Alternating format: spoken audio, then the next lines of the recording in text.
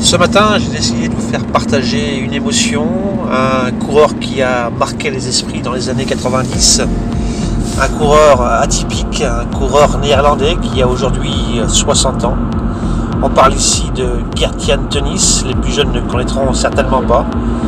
Il a marqué de son empreinte le cyclisme, pas forcément de la manière qu'on aurait souhaité, mais peu importe, on garde de lui un coureur totalement imprévisible. Souvenez-vous, ce grand gaillard, les cheveux longs, le regard métallique, imprévisible. Il remportait une étape, mais quelle étape? Une étape mythique qui menait les coureurs à l'Alpe d'Huez. Ce jour-là, on a vécu du grand cyclisme à la hauteur de ce coureur qui était Gert-Jan Teunis. 89, il s'envolait dans le col de la Croix de Fer. Je me souviens très bien, j'étais gamin, j'avais 16 ans.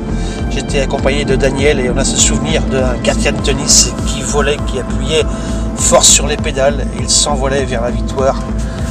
Étape mythique, l'Alpe d'Huez lui ouvrait grand le champ de la victoire. Quel magnifique tableau!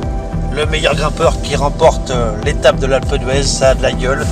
Et 89, c'était l'année où Greg LeMond remportait ce Tour de France devant un certain Laurent Fignon. Gert-Jan Teunis lui finissait à une très belle 4e place. On se souvient bien évidemment de son duo de choc avec son compère Steven Rooks, les inséparables de la PDM à la pointe du cyclisme fin des années 90. Ces deux coureurs néerlandais ont probablement suscité des vocations. Ils dynamitaient les pelotons des années 90. Des luttes sans merci, on se souvient des combats face à des Pedro Delgado, des Greg LeMond, des Laurent Fignon, des Fabio Parra, des Lucho Herrera, des coureurs colombiens, des grimpeurs nés. Eh bien, les deux coureurs de la PDM n'avaient peur de rien.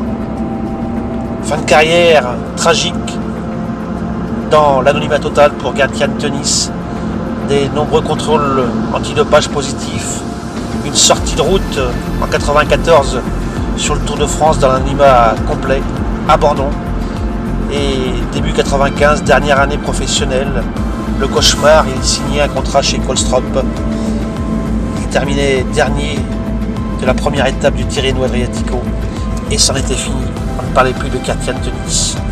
Aujourd'hui, c'est un miraculeux de la vie. Il a 60 ans, une dizaine d'arrêts cardiaques. Il vit avec un pacemaker. Et Gert-Jan Teunis est en vie, c'est le principal. On garde de lui un homme qui a marqué l'histoire. Voilà, c'était l'histoire poignante d'un coureur attendrissant qui est Gert-Jan Teunis. Merci et à très bientôt.